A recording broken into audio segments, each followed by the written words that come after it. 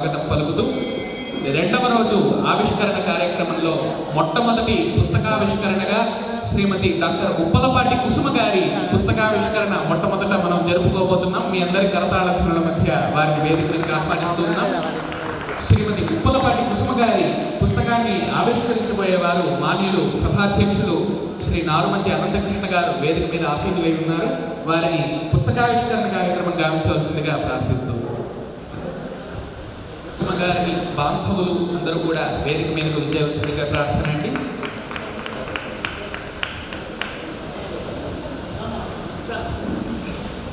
ఇవాళ దీన్ని ఏమంటారు, బహుపాత్రాభినయనమా?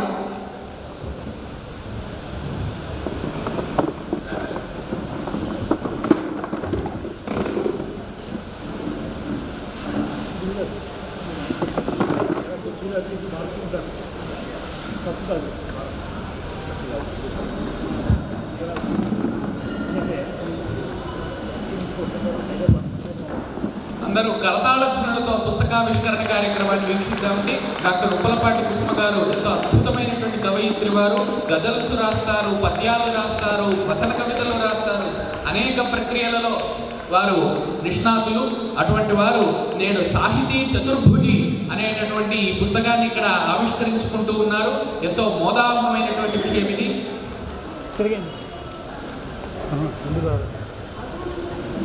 తరువాతి ఆవిష్కరణకు సిద్ధం కావాల్సిందిగా శ్రీ బొలిశెట్టి సత్యనారాయణ గారిని ప్రార్థిస్తున్నాం.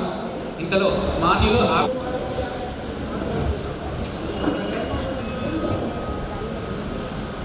అందరికీ నమస్కారం అండి.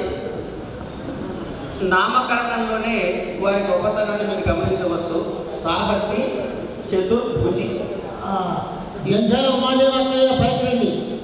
సాహితీ చతుర్భుజిలో శ్రీ గురు చారిత్రకోదాహరణ కావ్యము, మానవ అనేటటువంటి శతాధిక చందో వినిర్మిత సుభాషిత కుసుమాలు అనంత ఛంద సౌరభం అనే గ్రంథంతో రాసినటువంటి ఒక గ్రంథము, దివ్యౌషధం అని ప్రజపద్యం వారు నిర్వహించిన సాంఘిక పద్యనాటకాల స్పర్శలో ప్రత్యేక బహుమతి పొందిన పద్యనాటకాన్ని ఇందులో ఉంచారు. ఈ గ్రంథాల యొక్క లక్షణాన్ని గమనించినట్లయితే ఒక పక్కన గురుభక్తి, ఒక పక్కన సమాజ స్పృహ, ఒక పక్కన తాను నిత్యము అనుష్ఠానము చేసే పరమాత్మని పద్య రూపంలో అర్చించుకోవటము అనే అనేక అంశాన్ని క్రోడీకరించి రాసిన వారి గ్రంథానికి బహుళ ప్రచారము కలగాలని, తద్వారా అందులోని విషయాలు తెలుసుకుని మిగతా మిత్రులు కూడా ఆనందము తృప్తి పొందాలని కోరుకుంటున్నాను. చాలా ధన్యవాదాలండి. రచయిత్రిగా శ్రీమతి డాక్టర్ ఉప్పలపాటి కుసుమ గారిని రెండు మాటలు మాట్లాడవలసిందిగా కోరుకుంటున్నాను.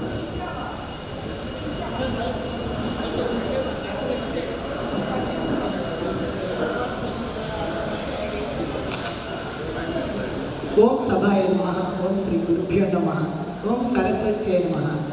మరి చాలా భయపెట్టారు, కానీ ధన్యవాదాలు అయితే చెప్పమన్నారు కాబట్టి ఆ బాధ్యత స్వీకరించాలి.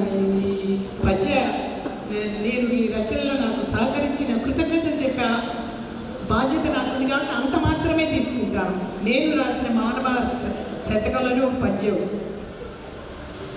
త్రాగము స్వయము నదము మృదకములే వేళలో నగము తినక ఫలములిడు నరులకిలనెప్పుడు జగతి పైరు పండల నిడు జలదము తాతినదే సుగుని సతము పరుల మేలు తల్చుకు మానవా, సుగుని సతము పరుల మేలు తల్చుకు మానవా.